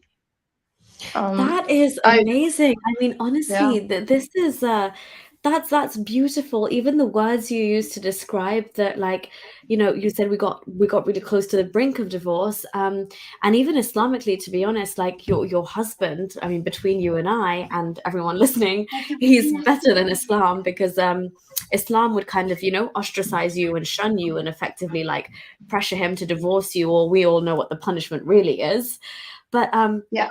the fact that you use these like really gentle words, like you have empathy with each other and you wanted to like slow it down and think about it and come at it from a place where maybe we can carve out our own path, even though we believe different things. And I mean, even from a Muslim perspective, I can understand how hard that would be to accept somebody who says, I reject all of these teachings, but let's still coexist and raise a family together. Because I'm wondering now, like, on your daughter, for example, you would have a completely different or want to have a different kind of influence on the way she thinks. And like, if you guys can still merge like that and give your daughter that freedom to choose or whatever you're going to decide to do, I'm just impressed that it didn't affect the relationship and you managed to kind of like sail through that bit, which is very, very rare to hear. So kudos to both of you.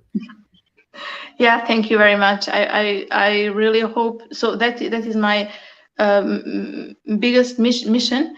As I find my own peace and go through this life, I also want for my daughter to have the opportunity to choose for herself, and I will be there to love her and appreciate her and support her no matter what. So I will always be there for her. That is my intention.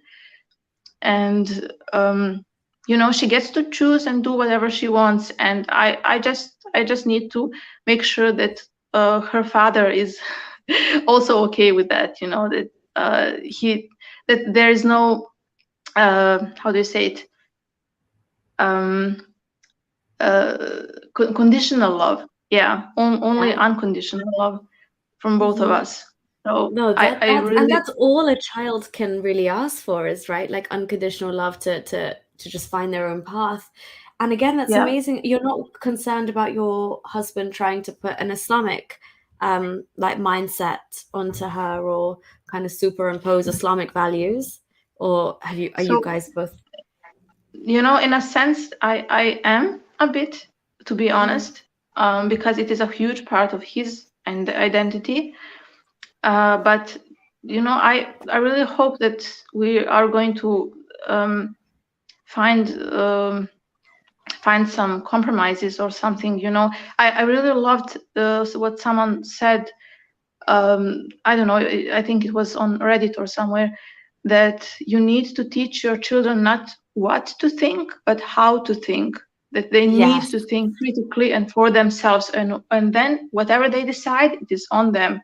So I really loved that, and I want to do that as well, to teach her how to think, to push her encyclopedia in the hand in hands.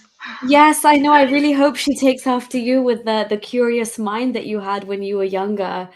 Yeah. Because yeah, that's a sure as hell way to get outside of Islam. But again, as like same with my story and probably same with yours, if you never actually looked and read those scriptures, we would never have known really what's in it, and we would have still maybe been Muslim. So it's that one moment where you read something and it changes you forever because you can't agree with the apologetics for it, because you're like, this is so against human rights. There better be a damn good explanation. And when you don't get one, and when it's not good enough to say, oh, in that time it was okay, because Islam is forever. As you said, like Yeah. as a mother, if you look at your daughter, I mean, I don't have children, but even my younger sister, who's so much younger than me, and I mean, she's way older than Aisha was when she got married, and I look at her now and I was like, if she was ever tried to like someone tried to marry her off to somebody older than my dad, I would go mental. Like, how is Yeah. that? Of Who course you still? would. Yeah, you would literally go, you would kick off, you would do everything in your power. Yet Islam has silenced so many women by just letting this whole thing go either unknown, or they've just accepted it and they've bought this argument that used to happen, which I don't understand how you can buy that argument when Islam is meant to be timeless and eternal. Yeah. What, God should know better, right? Like how to protect girls. Yeah. Yeah. God has Exactly. God has a lot of child abuse and rape and a lot of things to answer for. But yeah. Yeah. But yeah, I just, Mia, Mhm. again, super, super great talking to you. Amazing getting to know your story. And like, thank you for having the courage to come and speak and share that. And I just want to say, like, if you want a couple of minutes to say any last words or your thoughts on Islam and women or anything to the world, please go ahead. So I really enjoyed this one. It was my first time opening up to someone other than my husband or, you know, parents. My parents also know. I did not mention that, but they are not very Wow. happy. Yeah, they are not very happy with the decision. Do they still talk to But you? yeah, we still talk. We just don't talk about the religion that Okay, much. yeah. Any last words? So I would say think for yourself and think critically. Don't ever let someone or something take that right from you. That is your own right as a human being, and you should, you know, you should absolutely do it. So when you want to question something, do it by any means. Yeah, That's it. exactly. And I just want to say, like, hats off to you and your inquisitive, curious mind from such a young age. You know what I mean? Like, being so into knowledge and learning. I mean, there's no way a smart woman like you would have stayed in Islam after reading it for what it is, you know? Thank you very much. Thank you. I Uh, appreciate it. No, you're so welcome. And yeah, feel free to jump on this platform anytime. This is literally for all of us. It's not just my platform. So anytime you want to Yeah. come and share your thoughts, that you're more than welcome to. Thank you. Yeah, I'll try. I'll try to do it. Okay, amazing. Hopefully you can be all cool before your husband comes home now. You would just Oh, yeah. No, he's already here, but it was okay. Okay. Oh my It was, gosh. Okay, you're making me nervous now. Okay, I'll let you go. Thank you so much, Mia. This was amazing. yeah. Thank you as well. All right, take Take care. care. Bye-bye. Bye. Bye. Okay, everybody, that was Mia very, very bravely. I mean, in the midst of so many Muslims, in the midst of still having a Muslim husband, and trying to raise her daughter in like a way that kind of fits both molds, but engaging that critical thinking is amazing. What a success story. I've not heard, like normally this is the kind of stuff that drives relationships apart. So for me, it's so heartwarming to know that, like, I mean, look at the words she used, like, let's be patient with each other, let's communicate, let's have empathy. This is how you can learn to start to begin to coexist with family members or spouses or partners or siblings or whatever it is. But there's got to be compromises from both sides. But again, I mean, I was not sure who was going to join this stream and if there would be anybody.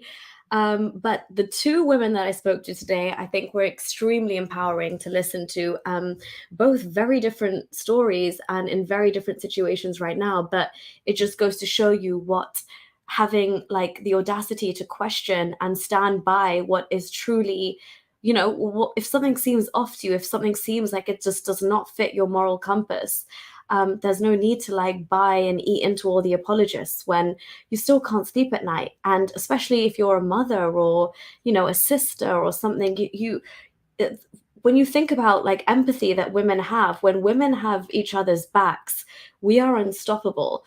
There's no way women can read some of the filth within Islamic scriptures and think to themselves that, I will try and find a way around to justify this. You immediately think of any other woman in that situation and your blood boils. Whether she's related to you or not, you just imagine that any woman that is treated like that at the hands of men who think it's justified, the fact that this is enshrined in a book, and women are slowly waking up to realize that they really are. I saw a tweet today, like there was this Pakistani mother, and she said she went to read the Friday she was reading the Friday prayer with her daughter at home. And her daughter asked her, Mum, why can't we go to the mosque to read Friday prayer? Like, why is it, just a thing for men? And she said, I was actually left speechless. I had no answer. Because I'll tell you why. Because Islam is misogynistic from like through the absolute core of it. Like, you can't get around the misogyny. It seeps through on every level. But the reason we have to talk about it is because that level is as dark as, like, you know, marital rape and child abuse and sexual abuse, to things like men getting the unilateral right to divorce and having sex slaves and polygamy and all of that. So, I mean, on every level, the Hadith actually like cuss women for our lower intellect and our deficiency in religion, because we can't pray when we're menstruating, as if God is not the one who made us menstruate in the first place. I mean, anyway, the things you have to like kind of, you know, the circular reasoning you have to internalize and accept as a woman is just beyond, like, you just can't after a certain point in Islam. But again, I understand women have a lot more pressure and socioeconomic issues and just a lot more to think about before they can share their stories. And that's why until then, we have to keep being the voice of the voiceless, and whichever voices come along, we make sure that we give them a platform and we amplify those voices so that they are heard. And, you know, I'm just one woman here and I've got just one story, and you know, every woman comes from a different story, or like has different experience and is at a different stage of their life. So I can't relate to a woman who's had children and had to fight for custody of her children in the same way I could relate to a divorcee. So all of these various stories that we can put out there into the metaverse or the universe or the world of the internet, shedding light on whatever various situation or hardships you've had to go through, what's the common denominator? And you'll start to see a pattern forming here. And that pattern is indeed that Islam is the common denominator in all of these issues, in all of this abuse, in all of this misogyny, in all of this patriarchy, in all of this sexual exploitation and violence, sexual violence against women.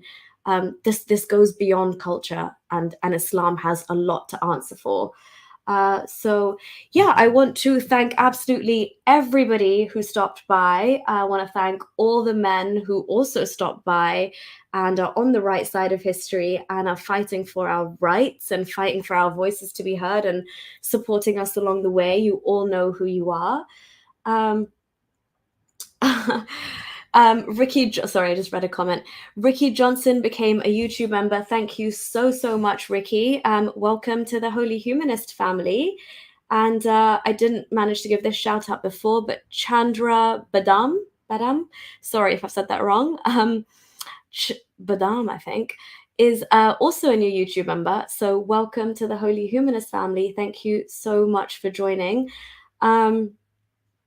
What was it? I read a comment that was really funny. So, okay, this kind of misogyny will not be tolerated, because I know you're joking. That's why I flagged it. Nuria, those nails look fire, but they must hinder you when making roti.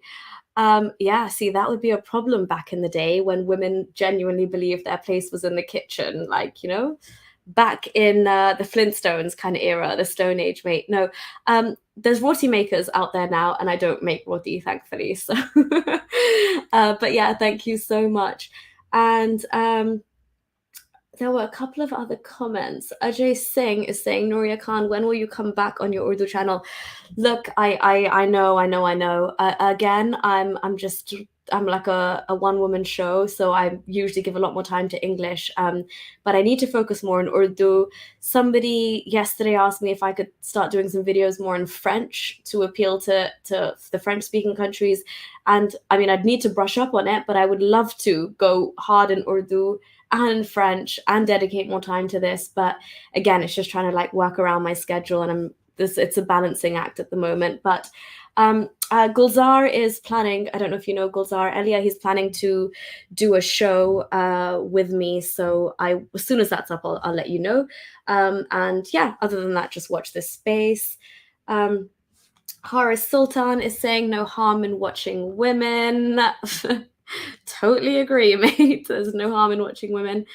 Thank you for being here, Horace. Great job, Tim. Thank you, Tim. Salut 85. Salut. Ricky Johnson, the new member of Holy Humanist, saying, I found you via the Myth Vision podcast. Happy to support the great work you're doing. Oh, thank you so much, Ricky. Yeah, Derek is a star. He always comes here to show me love, and I had an amazing interview with him. And we're going to plan to do something like the Freaky Friday he did yesterday in the future. So hopefully you'll see more of our collabs. And not being like Horace, but your Urdu is cute. Oh, okay, well, thank you very much. Zagros, I can help in French, Turkish. Oh my gosh, that would be amazing, Zagros. Maybe we can do a French series together. We can talk about that more via email. Gordon, I agree. I prefer naan to roti any day, by the way.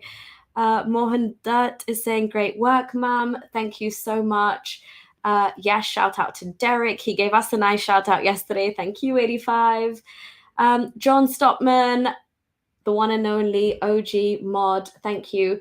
But yeah, I'm going to wrap this up, ladies and gents. This has been fun. Okay, amazing, Zagros. We'll talk. But yeah, this has been fun. I'm going to go and spend the rest of the Saturday with my family. So yeah, thank you to all the women who, even if you were just watching or listening from afar, we will do this again at some point. I just wanted to gauge the level of interaction and the numbers of women that are willing to come out, especially if it's like a women-only safe space. So I got a comment saying, why am I discriminating and not having call-ins for ex-Muslim men? And my initial thoughts were, obviously, my intention is not to discriminate. I just want to give women's voices that like extra push. That is the whole purpose of this channel, unfortunately. But we have been marginalized for the majority of human history. So it's about time we do something like this. But yeah, I think there's currently quite a lot of ex-Muslim platforms, which are predominantly men. The audience is men, the callers are men, the actual YouTubers themselves are men. So I wanted to emphasize on a place for women, but that by all means, like that does not mean or is not set in stone that, ex-Muslim men can't call in. Especially as today was the first one, I wanted to give women a preference. So please don't take it personally, anybody. And I am more than up for chatting to ex-Muslim men as well. I want to hear your stories. I want to hear your journeys. So we'll definitely do that in the future. And, if we still have time after some women have told their stories, you're more than welcome to jump on as well. But yeah, for now, thank you, Shiv. Thank you, everybody. Osmos, thank you so much. You're always so supportive. Arjun, thank you. Oh, Friendly Muslim, thank you so much. Friendly Muslim says, women definitely need a safe space, and thank you for doing so.